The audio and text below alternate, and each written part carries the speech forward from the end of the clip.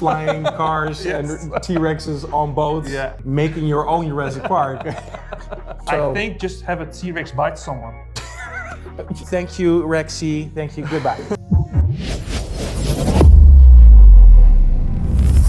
Hey guys, welcome back to another Hunchback React, and we're here back with Jelle Ditmar. Yay! Lovely to do this with you. I always have so much fun doing it, so I'm happy that we can just continue this and react to more trailers. How have you been doing, man? I've been doing fine, absolutely fine. So, a new album that just came out? New album with Julie Elfman for Warner Chappell, so awesome, absolutely great. But for now, you picked one of our favorites. So it's Jurassic World Dominion. Hey, what a coincidence. Did I just guess it? Wow. No. So we Magic of Hollywood. Wow, like I did just know about it. So we have our little T-Rex hat here. Yeah. To support us on our journey with the new, and I think it's the third one in this whole new... In the new Jurassic World franchise. Yeah, you have the three original films like Jurassic Park, The Lost World, Jurassic Park 3. Yeah. And now you have the other ones with Chris Pratt. It's it's such an iconic logo, you know, Jurassic Park. Steven Spielberg, how he started it. I went to Universal Studios as well. Oh, nice. They had this great team ride. Yeah. I mean, it was based on a book. Have you read the book? No, I didn't even know. It's totally different than the movies. But there was the book Jurassic Park and The Lost World, where basically there were first books. Okay. And then they were written by Michael Crichton. It's the writer of the books. And then Steven Spielberg came around and made a movie and totally messed up the book. So I am happy that he touched it on. It's like a part of my childhood. It's nostalgia when I hear like the theme song. Yeah. It's great. Shall we just dive into it and see what we think? Let's go. Jurassic World Dominion. All right, Universal. That's a raptor. Chris Pratt. Blue had a baby. That's impossible. Ooh. Hey, girl. Oh yeah, he knows how to talk to them. So they do that with a wild animal. So. Ooh. Goodbye. Okay. Sound design of those animals is just insane. It's so cool to make. Huh? Yeah. Oh, look at that. We go into the real world. Oh. We made a terrible mistake. No park, it's the world now. Walking with dinosaurs, Jurassic Park. Goldblum, National Treasure. Ooh, those are new ones, I think. Some epic. Okay, here we go. Where is this? Wow, like. Okay, this goes completely. Okay, that's the end of it. Yeah. If our world's gonna survive, what matters is what we do now. Of course. Original cast indeed. Yes. Oh yes, of course. A baby raptor? You made a promise we would. Baby raptor. You made a promise to a dinosaur. Yeah. Oh, there's a dinosaur on his back. I didn't see that. Yeah. Oof. Everybody hold on to somebody. This is gonna be one epic journey. This is wow. The Fast and Furious of dinosaurs. Whoa. What is that? Wow, that looks beautiful. Yeah. That's not CGI, I think. Run! Yeah, what an epic soundtrack. Not so bad.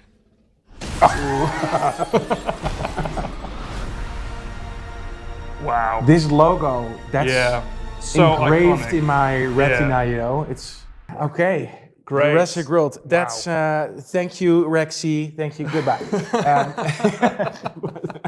Wow. I really hated about the Jurassic World, the first Jurassic World with Chris Pratt, that they used so much CGI on the dinosaur. I mean, the only real puppet they used was the Apatosaurus when it was dying, and the actors had to interact with the Apatosaurus. Yeah. That was a puppet or how do you call it? A robot? Yeah, robot. animatronic. Animatronic. But they used a lot of CGI for the rest of the dinosaurs, and you could see it. And right now with, I think it was a Giganotosaurus, they used real life animatronics. You can absolutely see it because there's so much weight to the image itself. I think it's what Spielberg did back at the time was like also like it looked super real and stuff. He also used like CGI, this state of the art. Yeah. At the time. I think we are now at a point in movie history that we went from animatronics and props to CGI, and this is a whole new technology we can explore. And now we know what is possible, but we now want realism. And now they're moving to a combination of animatronics. The combination is great, and especially with Unreal Engine, it becomes so lifelike now. It's the same with music technology. You have the analog equipment, you have digital equipment, but if you combine them both, you get best of both worlds. I think I love that. Like, there was somebody who said like, but you can't use 80 violins layered up, and I said, you kind of can. Like, you can, but you need to have a big budget for that. So you could do it in real life, but it's of course not how it's portrayed in a real orchestra that way. I believe you can do anything you want. I believe that Hans Zimmer used for The Dark Knight, I think it was 60 violins. But real ones? Real ones. So, okay, he just hired Abbey Road and just played 60 violins and all staccato. So that's insane. Like, you could do it, but normally people wouldn't do that. That's it per se. No. But what do you think of this soundtrack? Like, of course, John Williams made like the most iconic. Yeah, I mean, with trailer music, and this is personally my opinion, and I totally encourage people to go into trailer music. But all the trailer music sounds a bit the same right now. With all it's your standard boom, boom, boom. And so this one is for me a very, very traditional one. So you pick something from the original soundtrack that everybody knows from Jurassic Park. You emphasize it with all the hits and of course the little quiet parts. Yeah. I know there's one trailer that really blew me away, but this is a totally different trailer, but it was the recent Stranger Things for season 4. And they used a soundtrack, or they used a song from Journey, and then they trailerized that version. And that's something that I really like. But right now you see that a lot of trailers are actually using the same, go for the boom, boom, boom, impact. Yes, but also the structure is always the same. And back in the day when you have the original trailers from Jurassic Park, for example, for The Lost World, that was basically the score for Backdraft, a movie by Ron Howard, which Hans Zimmer scored back then. Actually, that's true. Yeah. I think you're right. Yeah. But then again, like still, like there's most of the time 3 trailers, and there's like TV promos. I think this one is the traditional Hollywood go boom. Official. I think this is called the official trailer 2, because there's already one official trailer. So sometimes they choose to go for, one is kind of the conventional one, one is a little bit the experimental alternative one, one is the emotional one. So, and one of the times, like, sure, we are looking now at one that just, it does the job. It gets you on the seat. I'm laughing. You're excited to go to the movie. It totally does the job, but it's not really original, is it?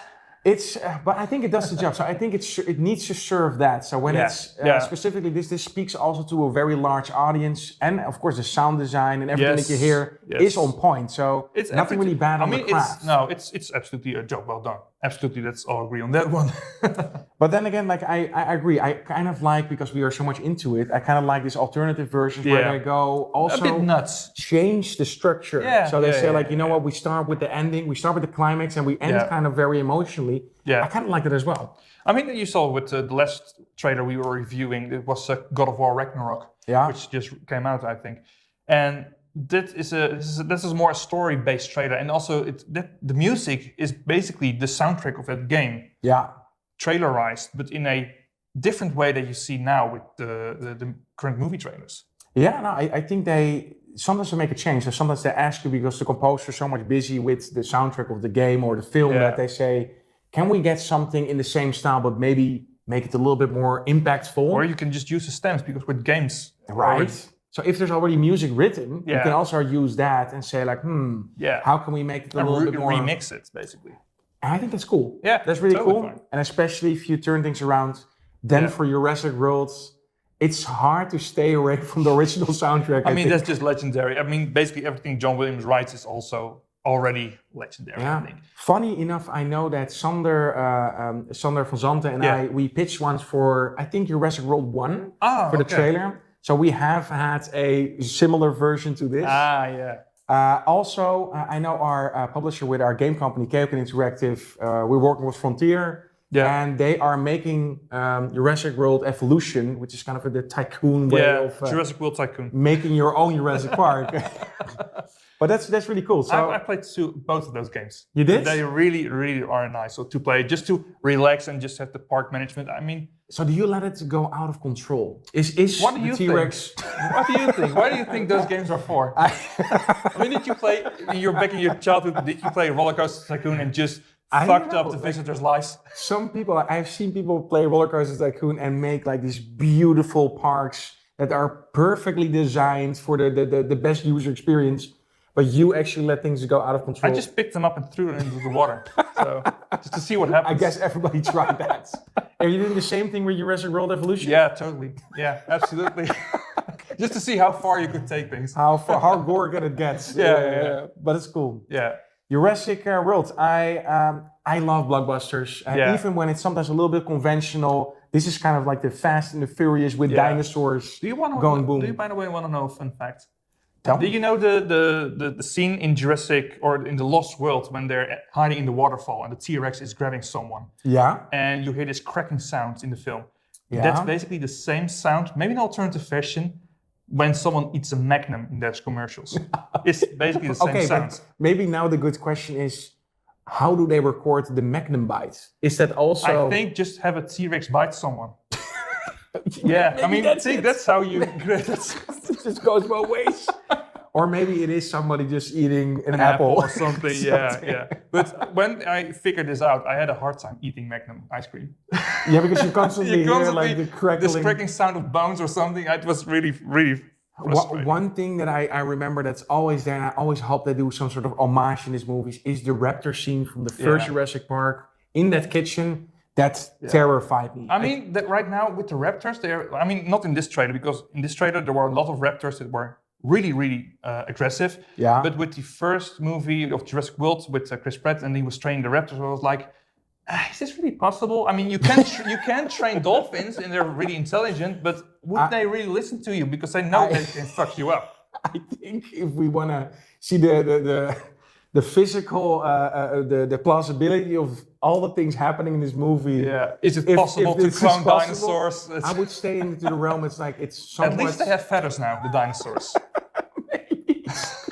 Maybe that's a realistic approach of what it should be. Well, it is realistic because it's been figured out by paleontologists that some dinosaurs actually have feathers.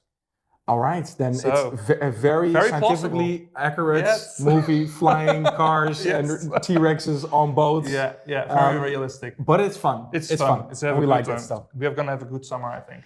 Oh, well, thanks for bringing this trailer. I think I'm definitely going to watch it and I'm going to laugh about sometimes the ridiculousness and the epicness of this, but then also the nostalgia of Jurassic Park. Yes, absolutely. Thank you for bringing this one. Yes, no problem. If you like this one, make sure to like and subscribe. Also, if you have any suggestions on other movies and games that you want us to react to, leave it down in the comments. For now, thank you for watching and see you next time. Hey, thanks for watching the video. If you like it, make sure to check our other suggestions. Also, if you want to support us, make sure to hit the logo and subscribe.